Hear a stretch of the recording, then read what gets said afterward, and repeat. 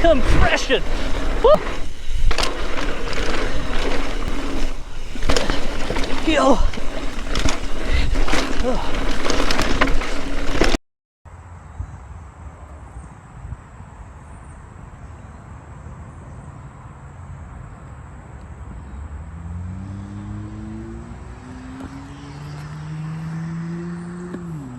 Hey guys, welcome back. Hey guys, welcome back. Today we're at Mount Airy, and we're on the Evil today. Finally, just felt like riding this one instead of the Yeti, and I actually put on a coil shock I had on my Bronson, and amazingly it fits. So the specs on that are 200 mil eye to eye, and then the travel I guess is 57.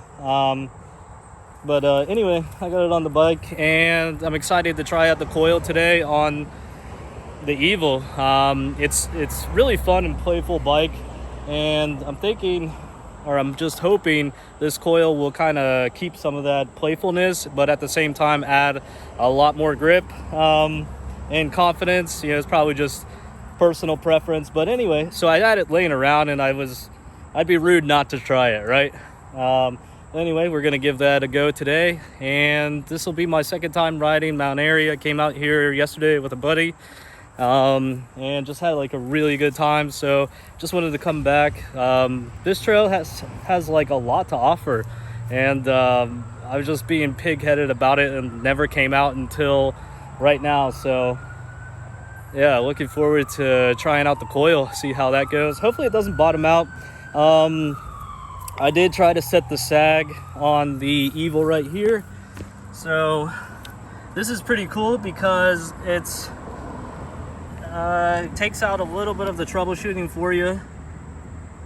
They do it for the Evil bikes here because they are a little harder to see your bottom out travel with the O-ring that most all the shocks come with. But anyway, so it was a little bit above 30 when I was trying to set the sag for the preload for the Coil, but I think with all my gear, then I'll be able to get the 30% recommended sag. But anyway, so if it's full travel, it'll be bottomed out here. So we'll see. This is a 550 rated spring.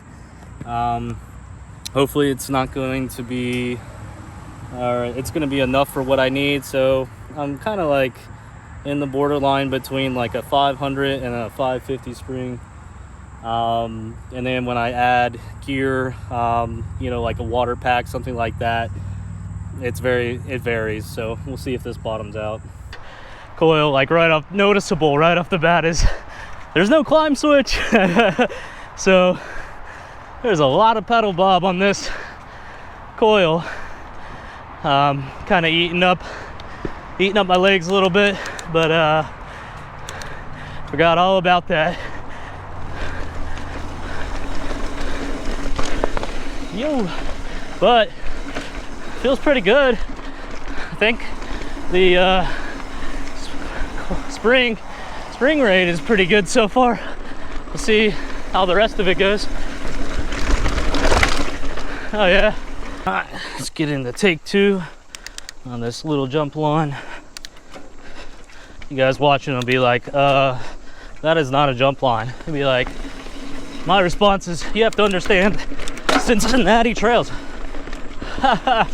Woo.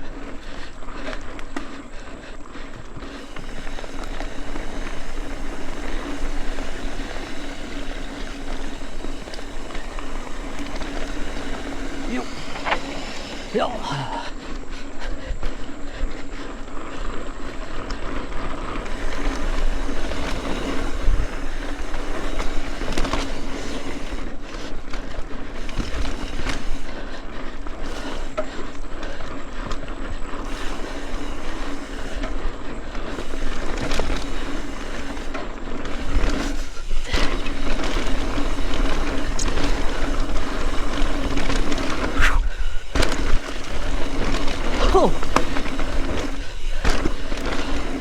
All right, cut down into the other side. If you guys can hear a rattle, that's my back rim. I broke a spoke at Horn Hills and unscrewed it, and then the nipple of it went into the wheel. I've never fixed it since.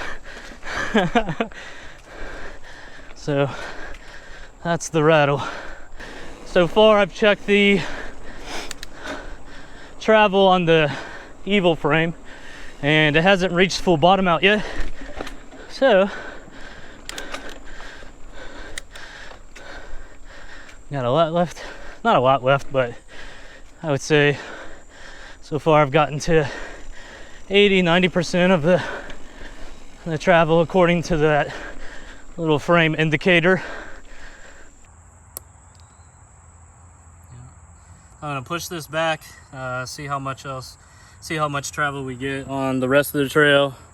I do think the rebound is a little bouncy, so I'm probably gonna try to slow that down. The issue with it is it's at the very bottom of the fork, so it's kind of a pain in the butt. It's gonna be hard to reach, but I'll slow that down a little bit. So far, it feels like it's got a lot of traction. My issue is coming back to the bike brand new, just trying this out. My body position is off for this bike, just for lack of riding it lately, and so that's my biggest thing right now. Unfortunately, it's not going to be like, oh yeah, the coil is overall better, than the air shock, but it does feel good. It feels really plush, even going on that little jump line, landing and everything. Actually, the progression of the shock did feel pretty good. I was surprised about that. I was really hoping I wasn't going to blow through it, but with a 550 spring, that's pretty beefy. So to do that, you'd have to hit some big stuff, and there's none of that really around me. So I'm going to try to slow down that rebound a little bit, and then the trail coming up is we're actually at the peak of it, the precipice, and then we're going to go down. It's like flowy, and then there are some little side jumps going down the trail. So it's really cool, but it's still short, maybe like 30 seconds, 50 seconds tops, I would think. And I did slow down the rebound 2 clicks. So already, yeah, feels like it. Woo! Ha! Coming in hot. I'm not leaning the bike over very well.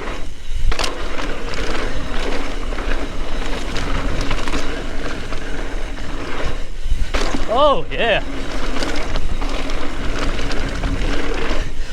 Woo! The rear is, yeah, a little slower. One more click of oh, I think I hit the camera. Yeah, this is Creamy Whip. Okay, that's what it was. So this way gives you stretches out your downhill a little more, and you can still reach some decent speeds going on it.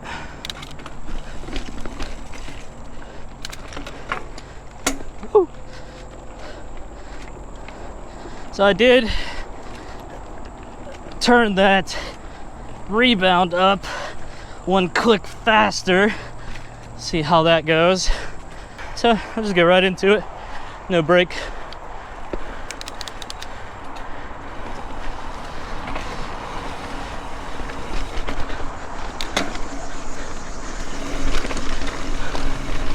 Oh, it's a little darker. Probably looks like daytime on the GoPro. Compression. Woo! All right. Just like that, it's over. Oh no, it keeps going. Here's the switchback. Woo! Oh yeah.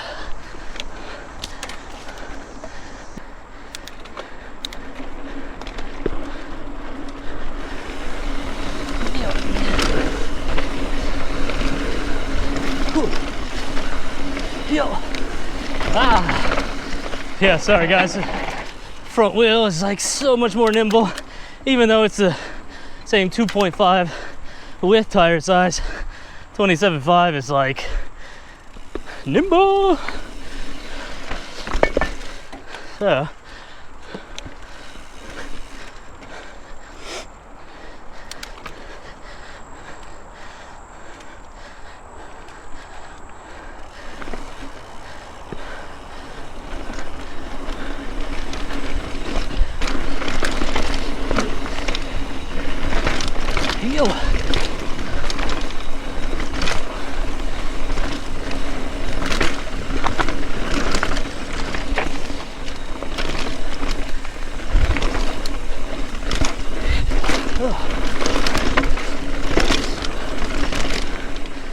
Oh, definitely grabbing a lot of brake.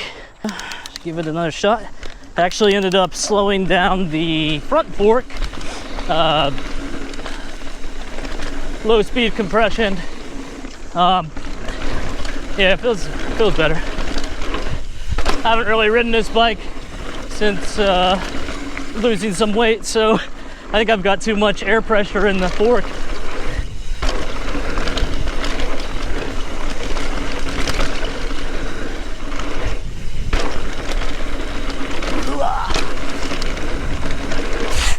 Yeah. The coil, yeah, it's felt good. I mean, I think it is, the coil is a little too much spring rate. So if I were to try like a 500 coil and put on here, it'd probably be a little more plush. This one, it's hard to say, you know, because this bike has like progressive weight of like 25%. So I might be getting some of that toward the mid stroke and then the out of the end of the stroke. So I might be getting some of that. But I would be curious to try, you know, like a 500 pound spring if, you know, I could find one real cheap. I definitely wouldn't go try to buy a brand new one or something like that if it's going to be $100 or more. I just don't feel like it'd be worth it, because usually I try to take this bike to more downhill oriented or like jump related trails, stuff like that, since it's got more rear travel than my Yeti. But with the, I don't know, man, I think the wheelbase of the Yeti is longer than this. It's definitely, the reach is longer, so that bike just wants to go fast in a straight line, and you really don't have to worry about, oh jeez, where I'm losing my train of thought. Anyway, let's get back up Creamy Whip. All right, get this jump line for the third time. It's getting dark. It's like, what is this called? Oh, stubbed the toe, shit. Ow. Man, those composite toe work though. All right, so this one's called the Falls. Yeah, didn't know it was called that this way. Falls, 1.3 miles. Yeah, anyway. Get this little jump trail for the third time. A little flow jump stuff, whatever you want to call it. Anyway, try it out again.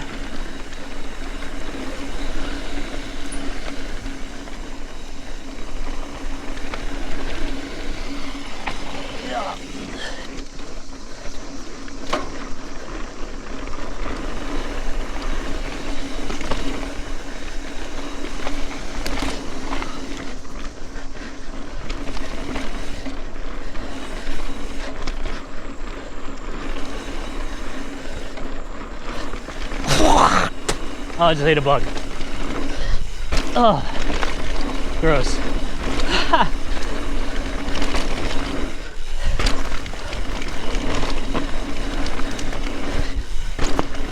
Woo.